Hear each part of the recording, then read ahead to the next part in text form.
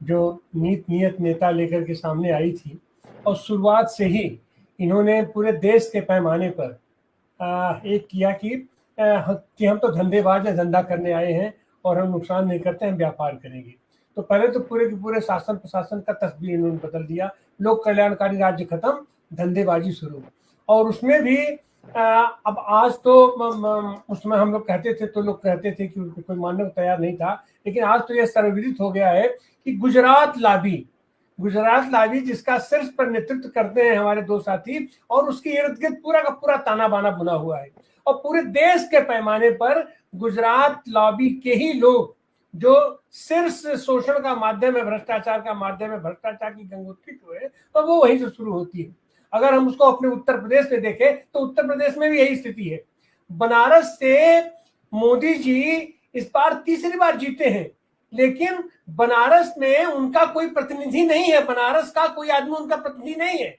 प्रतिनिधित्व करने के लिए उनका जनप्रतिनिधि गुजरात से कोई आदमी आता है। यहाँ तक कि चुनाव लड़ाने भी गुजरात से ही लोग अटैची लेकर के यहाँ आया करते हैं। और जाहिर सी बात है कि बनारस में बहुत सारा पैसा आ रहा है, अकूत पैसा आ रहा है अपने डेवलपमेंट के लिए। लेकिन स्थिति क्या है, आप उठा करके देखिए तो यहाँ कोई टेंडर नहीं होता है, और हजार % पर सीधे सीधे एजेंसी हो जाती है उनकी। और वहां से यहाँ के लोकल कॉन्ट्रैक्टर को निहायत मामूली दाम पर उनको दे दिया जाता है, जो जिल्लत झेलते हैं यहाँ पर अधिकारियों को भी झेलेंगे, और उनका पैसा खर्चा कराए, उनका भी जो तो हिसाब किताब करेंगे। और यहाँ पर तमाम वो जो है वो ये क्वालिटी से भी समझौता क्या करते हैं, एकदम रद्दी क्वालिटी।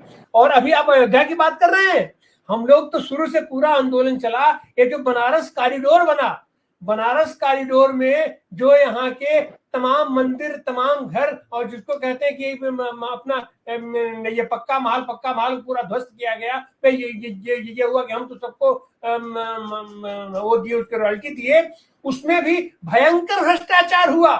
जो लोग वहां उसमें रहते थे वो उसके मालिक नहीं थे, जो उसके मालिक थे वो लोग तो बहुत खुश थे कि अच्छा चलो भागे भूत की लगोटी ही भली। तो उन सारे लोगों को पैसा जिस रफ्तार से यहाँ भुगतान दिखाया गया वैसा नहीं हुआ। सब का सब कहा जाता था विशाल सिंह यहाँ पर उसके वो इनके एजेंट बने थे उसका पूरा, और सारा का सारा खेल हुआ। तो वह खेल तो बनारस से ही शुरू हुआ था।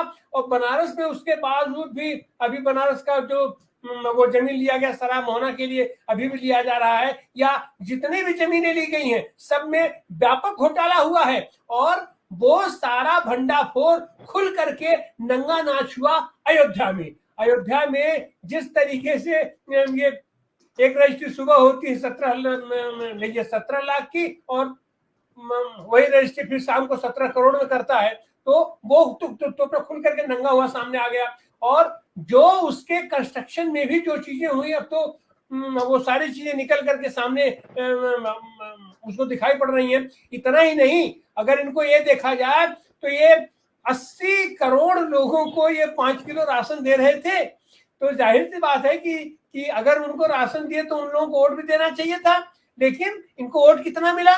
तो उसमें भी सीधा भ्रष्टाचार है कि 80 करोड़ लोगों को राशन नहीं दिया जा रहा है फिजिकली, वो सबका सब इनके जेब में जा रहा है। तो वहां पर जो जिस स्तर का है उस स्तर से भ्रष्टाचार की गंगा में, भ्रष्टाचार की अपना गंगोत्री में स्नान कर रहा है। और सबसे बड़ा जो चीजें निकल के आएंगी सामने, इलेक्टोरल बॉन्ड तो बहुत छोटी सी चीज है, छोटी घटना है ये electoral bond. PM care fund जिस दिन निकलेगा उस दिन आप समझिए कि कहां क्या होगा।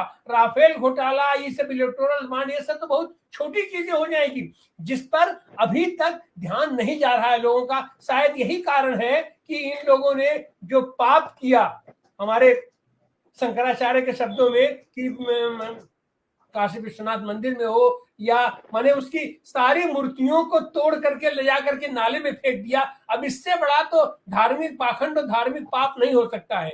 ये अयोध्या में मैं अपना इन लोगों ने किया कि मंदिर बना नहीं था और उसमें जाकर के पूजन हवन करके अपने फोटो खिंचवा करके और जी जी उसको भुनाने की कोशिश की। तो इस सारे पाप के बावजूद ये जानते हैं, लेकिन वो पाप जो इससे बड़ा पाप है इनका, पीएम केयर फंड और अपने सारे भ्रष्टाचार का, वो सारी छींटे इनके ऊपर न पड़ने पावे, इसी के लिए ये जलालत झेलते हुए भी 240 सांसदों को लेकर भी ये सरकार बनाने के लिए वहां पर ये पहुंचे दिल्ली में, क्योंकि इनको मालूम है कि वहां पर जैसे ही सरकार बदलेगी, जैसे ही कोई दूसरा आदमी आएगा या जैसे ही मोदी प्रधानमंत्री पद से हटेंगे, इनको खींच